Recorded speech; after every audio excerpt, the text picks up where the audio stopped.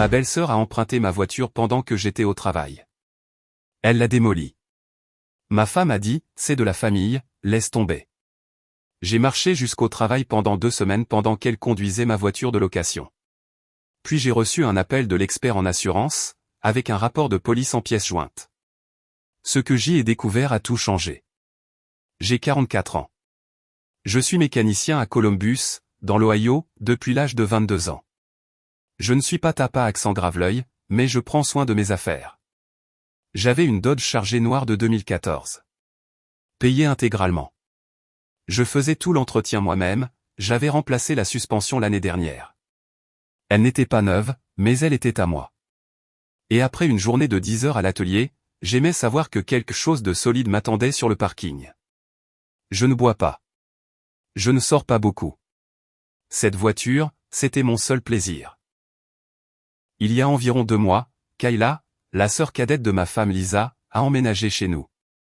Lisa a dit que ce ne serait que pour quelques semaines, le temps que Kayla se remette sur pied. Elle venait de sortir d'une autre mauvaise relation. C'était sa 3e rupture en 1 an et elle disait que son ancienne colocataire l'avait plantée avec le loyer. Soi-disant, elle enchaînait les entretiens d'embauche et avait juste besoin d'un endroit sur où dormir. Je n'étais pas emballé, mais je suis marié à Lisa depuis 12 ans et j'ai appris à choisir mes batailles. Lisa est le genre de personne qui pense que la famille doit toujours passer en premier. Avant, je pensais que c'était une bonne chose. Maintenant, je n'en suis plus si sûr. Kayla est du genre à toujours avoir des histoires, toujours fauchée, toujours entre 2 situations. Elle dort jusqu'à midi, a toujours son téléphone collé au visage, à faire défiler TikTok ou je ne sais quoi. Je ne l'ai jamais vue postuler à un emploi. Pas une seule fois. Bref, c'est arrivé un mardi. Je m'en souviens parce qu'il faisait un froid de canard. De la neige au sol, des températures négatives. J'ai garé ma Charger sur le parking de l'atelier, comme d'habitude. Vers 18 heures, j'ai pointé, je suis sorti sur le parking, et ma voiture avait disparu. Au début, j'ai pensé qu'elle avait peut-être été remorquée ou volée.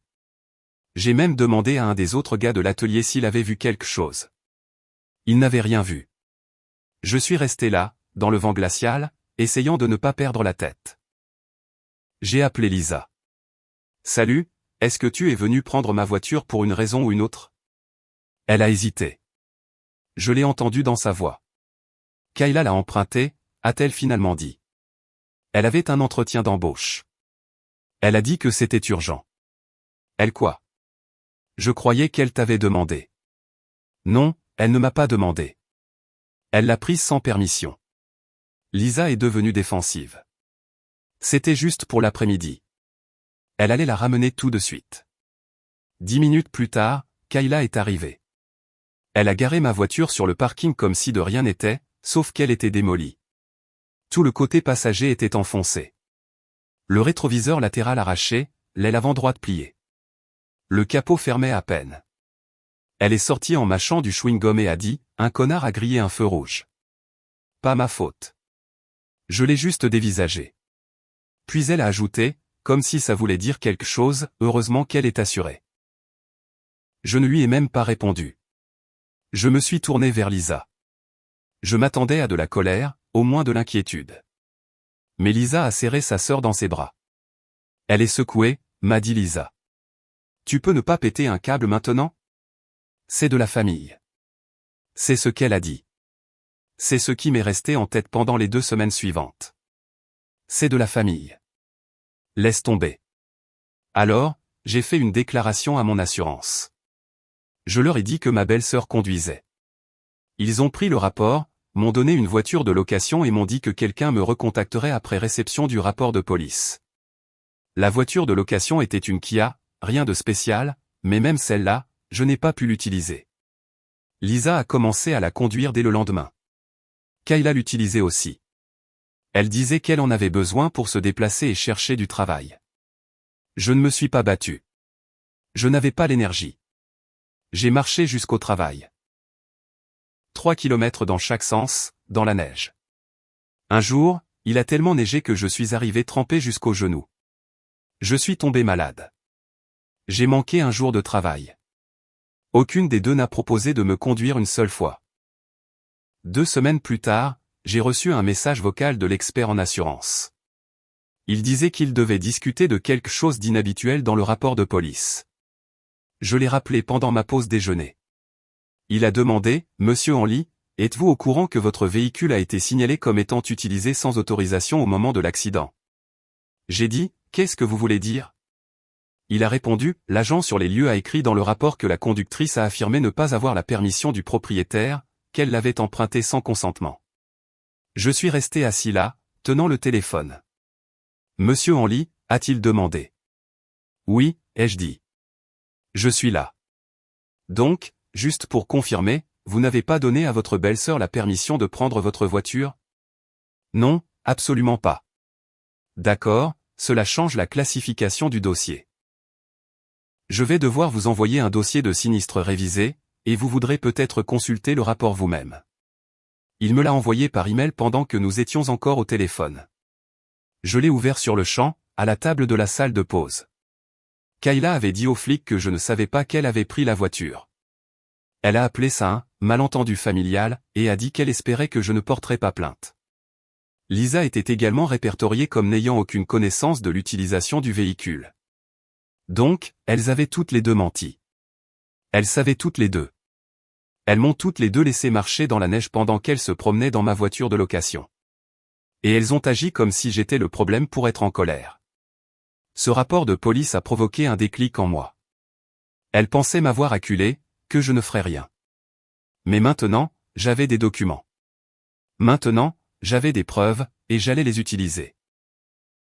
Après avoir lu le rapport, je ne leur ai rien dit ce soir-là. Je suis rentré, j'ai accroché mon manteau et je suis allé directement au sous-sol.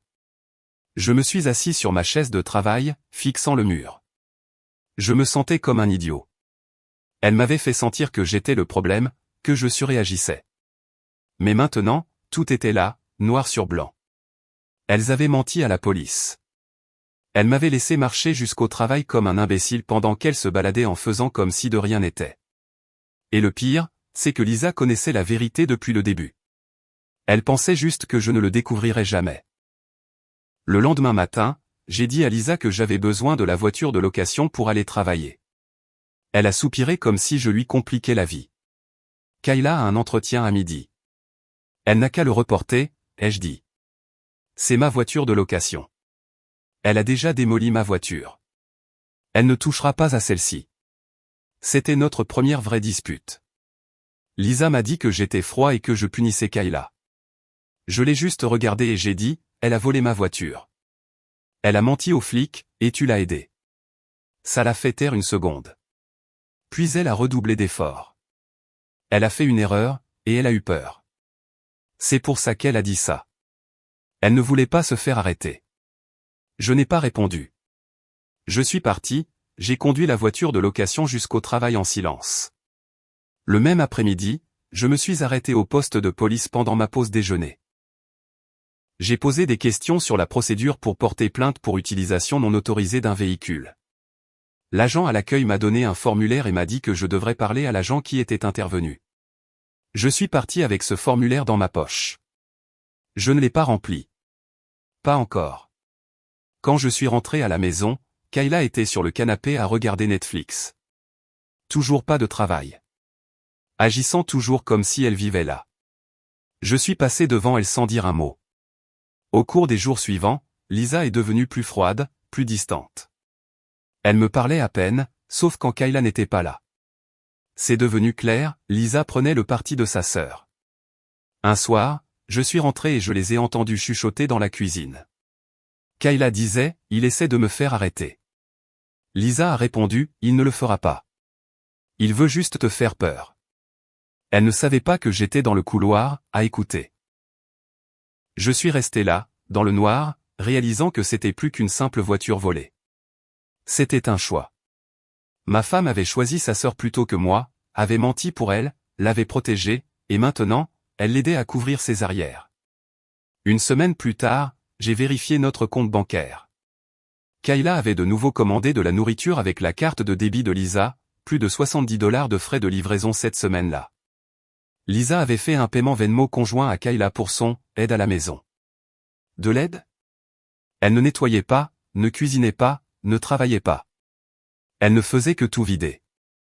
J'ai pris Lisa à part et j'ai dit, ça s'arrête maintenant. Elle part ce soir. Lisa m'a regardé comme si j'étais un étranger. Tu es cruel. C'est une sangsue. Elle m'a volé, a menti aux flics, et tu l'as aidée. Je la veux dehors. Lisa a dit, si tu la fais partir, je pars avec elle. Et c'est là que j'ai su. Elle avait fait son choix depuis longtemps. J'ai laissé la situation se tasser. Je n'ai pas haussé la voix, je ne me suis pas disputé, mais j'ai commencé à faire des plans. J'ai fait des copies du rapport de police. Je les ai envoyés à mon agent d'assurance, à mon ami avocat du lycée, et j'en ai gardé une pour moi. Puis j'ai appelé mon patron et je lui ai tout raconté. Il m'a proposé de me mettre en contact avec un avocat local qui s'occupait de ce genre d'affaires. J'ai suivi son conseil. J'ai aussi commencé à tout enregistrer dans la maison. Discrètement. J'avais le sentiment que j'en aurais bientôt besoin, parce qu'il ne s'agissait plus seulement de la voiture. Il s'agissait de ma maison, de mon mariage, de ma dignité. Et j'en avais marre de me faire marcher dessus. 2 jours après que Lisa a dit qu'elle partirait avec Kayla, j'ai commencé à me préparer à ce que cela se produise réellement. Je n'ai pas essayé de la dissuader. Je n'ai pas posé de questions. Je l'ai laissé croire que je boudais, peut-être en attendant de me calmer. Ce qu'elle ne savait pas, c'est que j'étais déjà en contact avec une avocate, une vraie, pas seulement mon pote du lycée. J'ai payé une consultation et je lui ai tout montré. Le rapport de police, les documents d'assurance, même les transactions bancaires. Ces mots exacts, vous n'êtes pas fou. On vous manipule. Nous avons commencé à parler stratégie. Si Lisa partait avec Kayla, très bien. Mais je n'allais pas les laisser me prendre autre chose. Puis le premier rebondissement a eu lieu. Mon patron m'a convoqué dans son bureau un matin. Tu dois voir ça, a-t-il dit en me tendant une impression. C'était une annonce sur Facebook Marketplace. Une annonce pour un jeu d'outils Snap en quasi neuf dans une servante mobile. Prix, 2800 $. La photo avait été prise dans mon garage. Mes outils. Ceux que j'avais collectionnés pendant des années, certains depuis mon premier emploi après l'école technique. Je suis rentré en trombe. Le garage semblait normal au début, mais quand j'ai ouvert les tiroirs, mon cœur s'est serré. Des jeux entiers manquaient. Des outils spécialisés, des clés dynamométriques, des appareils de diagnostic. Disparus. J'ai vérifié l'ordinateur portable de Lisa. Je connaissais son mot de passe. Dans l'historique du navigateur, comment obtenir de l'argent pour des outils, vendre des outils Snap-on d'occasion sans reçu, prêteur sur gage près de chez moi. L'email de Kayla était ouvert dans un autre onglet. Il y avait des messages à plusieurs acheteurs. Elle vendait mes outils dans mon dos. Ce soir-là, j'ai confronté Lisa. Elle n'a même pas essayé de mentir. On avait besoin d'argent. Tu disais que tu remplacerais les outils de toute façon. Je l'ai dévisagé. Ce n'était pas que des outils. C'étaient les miens. Tu m'as volé. Elle a haussé les épaules. Tu dis toujours combien d'argent tu gagnes à l'atelier. C'est quoi le problème? Je voulais crier, mais je ne l'ai pas fait. Je suis retourné voir mon avocate. Elle a dit, ça change tout. Nous pouvons maintenant prouver un vol, et non plus seulement des dommages matériels. Nous avons commencé à monter un dossier, discrètement. Et puis, juste au moment où je pensais que ça ne pouvait pas être pire, j'ai reçu un appel de ma mère. Toi et Lisa, vous vous êtes séparés? Non, ai-je dit. Pourquoi? Parce qu'elle a changé son statut Facebook en célibataire aujourd'hui et a posté des photos avec cette fille, Kayla. J'ai vérifié par moi-même. Elles avaient posté une photo ensemble dans un vignoble local. Lisa souriait, Kayla avait son bras autour d'elle. La légende, nouveau départ. Choisissez toujours les gens qui vous choisissent. Les commentaires en dessous étaient pleins de cœur et de « tellement heureuse pour vous ». Elle se jouait de tout le monde. C'est là que tout s'est éclairci. Lisa ne faisait pas que protéger sa sœur. Elle était avec elle.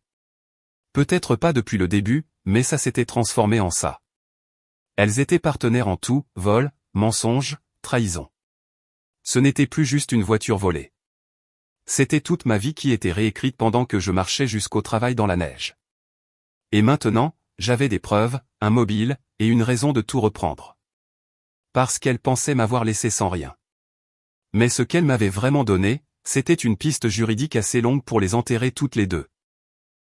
Après avoir vu la photo de Lisa et Kayla au vignoble, tout en moi s'est calmé. Pas en colère, pas brisé, juste fini. Fini de leurs mensonges, fini d'être utilisé, fini de marcher pendant qu'elles riaient dans ma voiture, mangeaient à mes frais et vendaient ma vie dans mon dos. J'ai envoyé les captures d'écran aux publications Facebook, annonce Marketplace, texto de l'email de Kayla à mon avocate. Elle a dit, on en a assez maintenant. C'est le moment. Elle a immédiatement déposé 2 choses, une plainte à la police pour vol qualifié et une requête en référé pour geler notre compte bancaire commun. Comme mon nom était sur tout et que le compte était financé presque entièrement par mes salaires, elle a soutenu que Lisa n'avait pas le droit de continuer à le vider. 3 jours plus tard, je suis rentré plus tôt du travail avec un adjoint du shérif. Kayla était sur le canapé, en train de manger des sushis et de regarder la télé. Lisa était sous la douche. L'adjoint a lu à Kayla les chefs d'accusation, vol qualifié, utilisation non autorisée d'un véhicule à moteur, fausse déclaration. Elle a crié, pleuré, dit que c'était juste un malentendu. Elle a prétendu que Lisa lui avait donné la permission de vendre les outils. Ça n'a rien changé. Elle a été menottée et sortie de la maison. Lisa est sortie en courant, en serviette, dégoulinante d'eau, en hurlant, bordel, qu'est-ce qui se passe? Je ne l'ai même pas regardée. Je lui ai juste tendu une enveloppe Kraft. À l'intérieur se trouvaient des copies de tout, le rapport de police, les photos Facebook, son propre historique de navigation, et une lettre de mon avocate l'informant que j'avais demandé le divorce. Lisa s'est effondrée là, dans le couloir. Elle a supplié. Ça ne voulait rien dire. A-t-elle dit. Elle avait juste besoin d'aide. Je ne pensais pas que tu irais aussi loin. Je l'ai regardée, vraiment regardée, et j'ai tout vu pour ce que c'était. Elle ne m'avait jamais respecté. J'étais juste stable, prévisible, le type qui rentrait à la maison tous les jours et payait les factures. Et quand sa sœur a eu besoin d'un point de chute, elle l'a laissé tout me prendre, morceau par morceau. Je suis passé devant elle, je suis monté dans ma voiture de location et j'ai conduit jusqu'à un hôtel que j'avais déjà réservé. Les semaines suivantes ont été un chaos pour elle. Les accusations contre Kayla ont tenu. J'avais des reçus, des captures d'écran, des rapports de police. Elle a fini par accepter une négociation de peine, 18 mois de probation, le remboursement de la valeur des outils, et un casier judiciaire pour délit mineur. Lisa a d'abord essayé de contester le divorce, de prétendre qu'elle avait contribué à parts égales. Mon avocate l'a démoli. Nous avons montré qu'elle n'avait pas travaillé depuis plus d'1 an, qu'elle avait utilisé mon argent pour soutenir sa sœur et qu'elle avait participé à la vente de biens volés. Elle n'a rien obtenu de la maison, rien de ma retraite, rien de mes outils, de ma voiture ou de mes comptes. Elle a déménagé chez sa mère à Dayton. J'ai fait remplacer mes outils par l'assurance. J'ai eu une meilleure voiture, la même chargée, un modèle plus récent, noir encore. Propre, solide, comme si rien ne l'avait jamais touché. Mais le plus important, c'est que j'ai retrouvé mon amour-propre. Lisa m'a contacté une fois, environ 6 mois après la finalisation du divorce. Un texto. Je pense encore à la façon dont ça s'est terminé. La façon dont tu m'aimais me manque. J'ai fixé le message un moment, puis je l'ai supprimé. Pas de réponse, pas de seconde chance. Certaines personnes passent leur vie à brûler tous les ponts, pensant qu'elles n'auront jamais besoin de revenir en arrière. Je les ai laissés réduire le nôtre en cendres. Et quand le feu s'est éteint, je suis parti. Enfin au volant. Enfin libre.